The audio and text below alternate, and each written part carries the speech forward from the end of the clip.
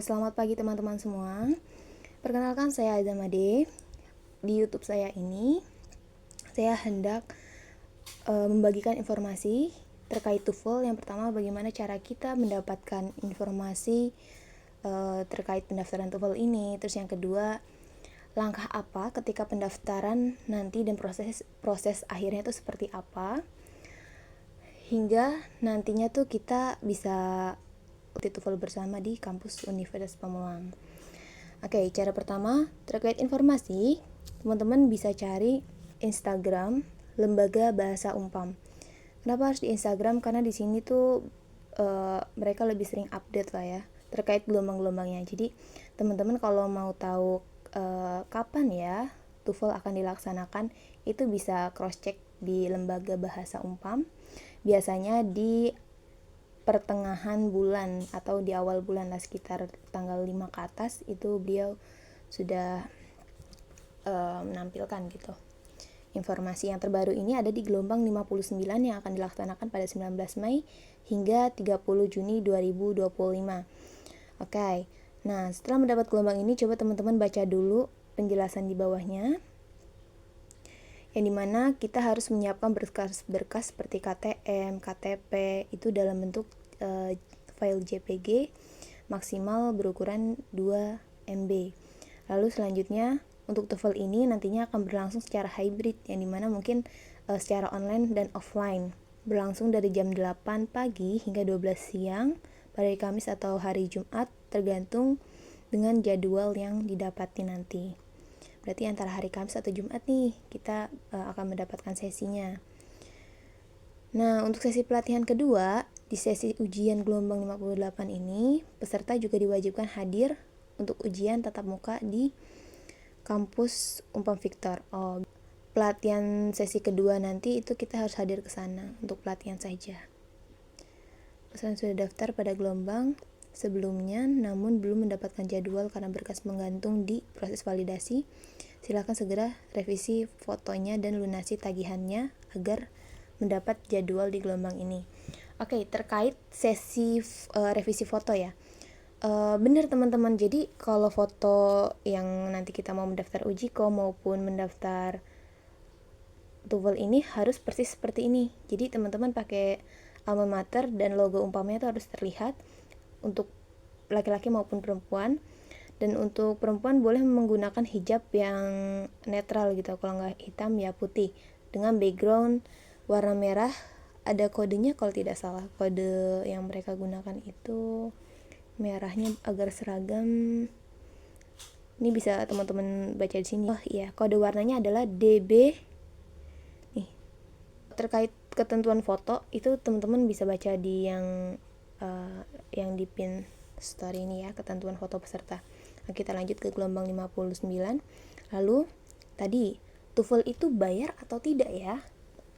Oke, TOEFL itu tidak bayar alias gratis apabila teman-teman masih menduduki maksimal semester 8. Jadi kalau teman-teman masih di semester 8 itu maksimal banget ya, kalian masih gratis gitu. Kecuali kalian mendaftar TOEFL-nya itu lewat dari semester 8. Semester berapa? Misal baru masuk semester 9, dia daftar. Nah, itu kemungkinan akan dikenakan biaya, kan keluar secara otomatis ketika mau pendaftaran. Jadi nanti kan validasi itu untuk mengecek ya, nih mahasiswa pernah ikut TOEFL nggak sebelumnya, atau dia ternyata di semester 9.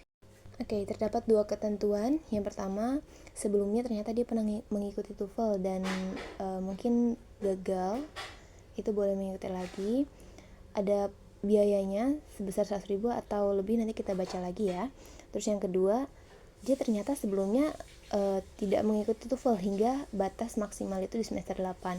Alhasil ya ketika dia mau mendaftar, karena sudah expired gitu ya durasi gratisnya, jadi ya akan dikenakan biaya. Oke, di sini juga dijelaskan kalau memang ketika validasi berkas ternyata ada tagihan yang belum lunas saat proses validasi terakhir, itu biasanya nanti ada keterangan ada yang tagihan yang belum lunas. Nah, teman-teman ketika mendapatkan keterangan itu boleh segera ke lembaganya untuk membayar, atau nanti ada solusi lain untuk mengikuti gelombang selanjutnya. Di sini juga ada keterangan peserta yang tidak lulus atau kurang nilai dari gelombang 1 hingga gelombang saat ini, nanti juga ada yang gagal mungkin ya, barangkali. Nah, teman-teman bisa mendaftar kembali sesuai dengan statusnya di MyLB. Dendanya bervariasi ya. Kalau yang pelatihannya udah gagal, otomatis ujiannya juga gagal, bayar 300.000. Tapi ketika ujiannya saja yang gagal, bayar 150.000. Dan kalau tidak salah, TOEFL sendiri itu dibilang gagal atau tidaknya selain karena pemberkasan, itu karena skor ya, teman-teman. Nah, di sini ada registrasi jam tanggal 19 Mei, berarti hari ini. Lalu di sini pelatihannya itu sudah ada masing-masing jadwalnya, jamnya juga, terbit jadwal, pelaksanaan ujian, sama terbit sertifikat. Lalu registrasi. Nah, registrasi itu dimulai dari jam 9 hingga tutup secara otomatis apabila kuota sudah penuh. Nah, untuk login ke My Umpamnya, itu kita tinggal masuk kita klik My Lembaga Bahasa Umpam. Ketik aja. Nah, ini yang di awal. Klik di sini. Nah, nanti teman-teman bisa cek di spam atau inboxnya teman-teman masing-masing.